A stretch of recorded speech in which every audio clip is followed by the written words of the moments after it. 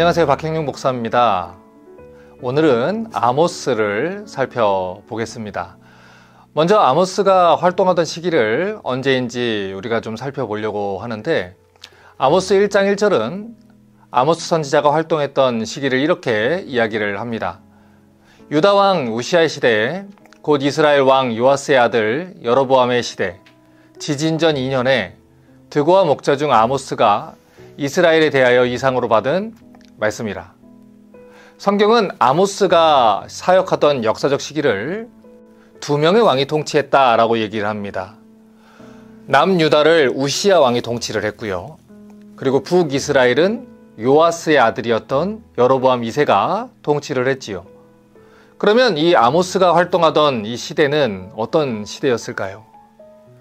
역대하 26장 8절과 또 열왕기하 14장 25절 같은 이 말씀의 기록을 보면 아모스 선지자가 활동했던 그 당시에 북이스라엘도 그리고 또 남유다 왕국도 전부 다 경제적으로도 또 정치적으로도 강성한 시대를 맞이하고 있었다는 것을 알 수 있어요.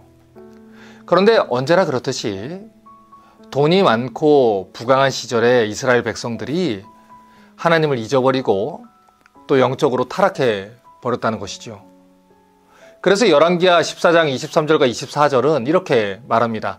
유다의 왕 요아스의 아들 아마샤 제15년에 이스라엘의 왕 요아스의 아들 여로보암이 사마리아에서 왕이 되어 41년간 다스렸으며 여호와 보시기에 악을 행하여 이스라엘에게 범죄하게 한 느밧의 아들 여로보암의 모든 죄에서 떠나지 아니하였더라. 여기까지 정리를 해보면 아모스 선지자가 부름을 받았을 그 당시에 남유다와 북이스라엘의 상황은 정치적이고 경제적으로 아주 윤택한 삶을 살고 있었지만 영적으로는 아주 타락한 상황이었다는 것을 알 수 있습니다. 그런 상황에서 하나님이 북이스라엘에게 아모스 선지자를 보냈다는 것이죠. 그러면 하나님이 이 아모스를 이스라엘에게 보내신 이유가 무엇일까요?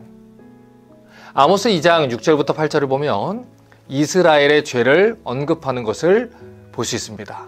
여호와께서 이와 같이 말씀하시되 이스라엘의 서너 가지 죄로 말미암아 내가 그 벌을 돌이키지 아니하리니 이는 그들이 은을 받고 의인을 팔며 신 한 컬레를 받고 가난한 자들을 팔며 힘없는 자의 머리를 티끌 먼지 속에 발로 밟고 연약한 자의 길을 굽게 하며 아버지와 아들이 한 젊은 여인에게 다녀서 내 거룩한 이름을 더럽히며 모든 제단 옆에서 전당 잡은 오디에 누우며 그들의 신전에서 벌금으로 얻은 포도주를 마심이니라. 이스라엘이 돈 때문에 의인을 팔고 돈 때문에 가난한 자들을 노예로 팔았다는 것입니다. 그러니까 하나님의 백성이라고 불리었던 이스라엘 백성들이 차마 입에 담지 못할 죄악들을 지었다는 거예요. 이것뿐만이 아닙니다. 아모스 2장 11절과 12절은 조금 더 심각한 죄를 얘기해요.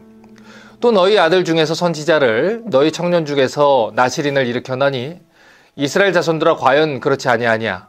이는 여호와의 말씀이니라. 그러나 너희가 나실 사람으로 포도주를 마시게 하며 또 선지자에게 명령하여 예언하지 말라 하였느니라.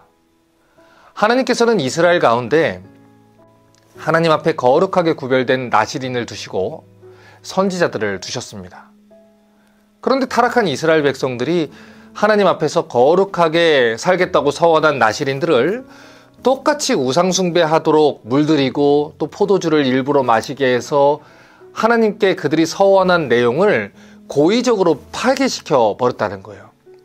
쉽게 말하면 자기들만 범죄하는 데 그치는 게 아니고 거룩하게 살겠다고 한 이 하나님의 사람들까지 같이 물들어 버렸다는 것입니다.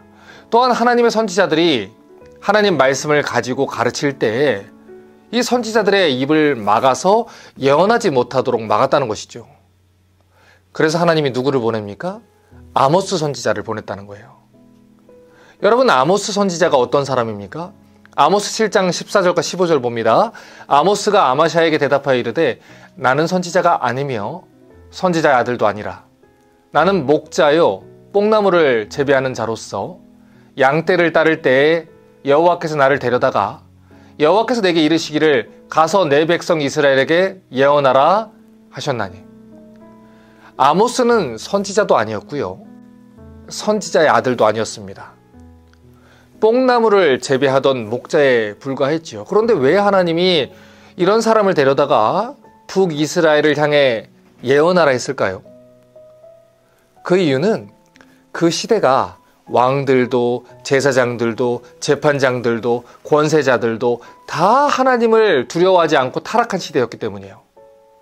그래서 하나님은 그런 시대 속에서 하나님 말씀을 과감하게 던질 투박하지만 전적으로 순종할 수 있는 종이 필요했던 것입니다. 쉽게 말해 용병을 사용하시는 거예요. 그게 아모스였다는 것이죠. 이 아모스라는 이름의 뜻에는 짐진자라는 뜻이 있습니다. 그 당시 제사장들이 타락하고 하나님 백성들이 부패했기 때문에 그들에게 이 생명을 걸고 나아가서 하나님 주신 심판의 메시지를 전해야 되는 그 무거운 짐과 부담을 진 하나님의 종, 그 사람이 아모스라는 것이죠. 여러분, 이스라엘은 무서운 책망을 받게 됩니다. 뿌리부터 완전히 드러낼 수 있겠다는 무서운 심판의 메시지를 듣게 되죠.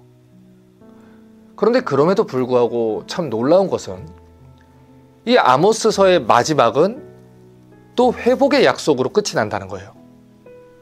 아모스 9장 11절과 12절입니다. 그날에 내가 다윗의 무너진 장막을 일으키고 그것들의 틈을 막으며 그 허물어진 것을 일으켜서 옛적과 같이 세우고 그들이 에돔의 남은 자와 내 이름으로 일컫는 만국을 기업으로 얻게 하리라. 이 일을 행하시는 여호와의 말씀이니라. 하나님이 무너진 다윗의 장막을 세우실 거라고 얘기하면서 회복의 약속을 주십니다. 아모스서를 자세하게 읽어보신 분들은 아시겠지만 여러분, 이스라엘이 이렇게 회복돼야 하는 이유가 어디 있습니까? 그들의 삶을 보면 용서받을 이유도 없고요. 회복돼야 할 이유도 없어 보여요. 그럼에도 불구하고 하나님이 그들을 다시 세우시고 회복시키겠다고 약속하세요. 왜 그렇게 하실까요? 아모스 9장 14절은 그 이유를 이렇게 얘기합니다. 내가 내 백성 이스라엘이 사로잡힌 것을 돌이키리니 그들이 황폐한 성읍을 건축하여 거주하며 포도원들을 가꾸고 그 포도주를 마시며 과원들을 만들고 열매를 먹으리라. 지금 하나님이 이스라엘을 회복시키는 이유를 발견하셨습니까?